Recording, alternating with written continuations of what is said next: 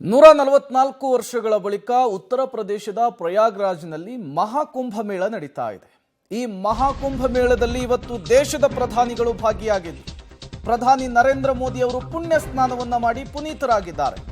ಮಹಾಕುಂಭಮೇಳದಲ್ಲಿ ಭಾಗವಹಿಸಿದ್ದು ಸಂತೋಷವಾಯಿತು ಅಂತ ಹೇಳಿದ್ದಾರೆ. ಸಂಗಮದಲ್ಲಿನ ಸ್ನಾನವು ದೈವಿಕ ಸಂಪರ್ಕದ ಕ್ಷಣವಾಗಿದೆ. ಕೋಟ್ಯಾಂತರ ಭಕ್ತರಂತೆ ನಾನು ಕೂಡ ಭಕ್ತಿ ಭಾವದಿಂದ ಮಿಂದೆದ್ದಿದ್ದೇನೆ. ಗಂಗಾ ಮಾತೆ ಎಲ್ಲರಿಗೂ ಕೂಡ ಶಾಂತಿ, ಬುದ್ಧಿವಂತಿಕೆ, ಉತ್ತಮ ಆರೋಗ್ಯ, ಸಾಮರಸ್ಯವನ್ನ ದಯಪಾಲಿಸಲಿ ಅಂತ ಬೇಡಿಕೊಂಡೆ. ಮಹಾಕುಂಭಮೇಳದಲ್ಲಿ ಸ್ನಾನದ ಬಳಿಕ ಮೋದಿ ಸಾಮಾಜಿಕ ಜಾಲತಾಣ ಎಕ್ಸ್ ಮೂಲಕ ಈ ಪುಣ್ಯ ಸ್ನಾನದ ಅನುಭವವನ್ನ ಹಂಚಿಕೊಂಡಿದ್ದು ಹೀಗೆ. ಪ್ರಯಾಗ್ರಾಜ್ನಲ್ಲಿ ಇವತ್ತು ಪ್ರಧಾನಿ ನರೇಂದ್ರ ಮೋದಿ ಅವರು ಪುಣ್ಯ ಸ್ನಾನವನ್ನ ಮಾಡಿದ್ರು.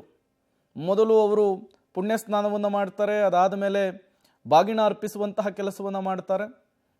ಬೋಟ್ನಲ್ಲೂ ಕೂಡ ವಿಹಾರವನ್ನು ನಡೆಸಿದರು. ಕೋಟಿ ಕೋಟಿ ಸಂಖ್ಯೆಯಲ್ಲಿ ಸೇರಿರುವಂತಹ ಭಕ್ತಗಣದತ್ತ ಕೈ ಬೀಸಿದರು. ಜೊತೆಗೆ ಉತ್ತರ ಪ್ರದೇಶದ CM ಯೋಗಿ ಆದಿತ್ಯನಾಥ್ ಅವರು ಪ್ರಧಾನಿ ನರೇಂದ್ರ ಮೋದಿ ಅವರಿಗೆ ಸಾಥನ್ನು ಕೊಟ್ಟರು. ಇವತ್ತು 5ನೇ ತಾರೀಕು ದೆಹಲಿ ಎಲೆಕ್ಷನ್ ನಡೀತಾ ಇದೆ. ಅದರ ಜೊತೆಗೆ ಇವತ್ತು ಪ್ರಯಾಗ್ರಾಜ್ನಲ್ಲಿ ಮಹಾಕುಂಭದಲ್ಲಿ ಪ್ರಧಾನಿ ನರೇಂದ್ರ ಮೋದಿ ಅವರು ಭಾಗಿಯಾಗಿದ್ದು ವಿಶೇಷವಾಗಿತ್ತು.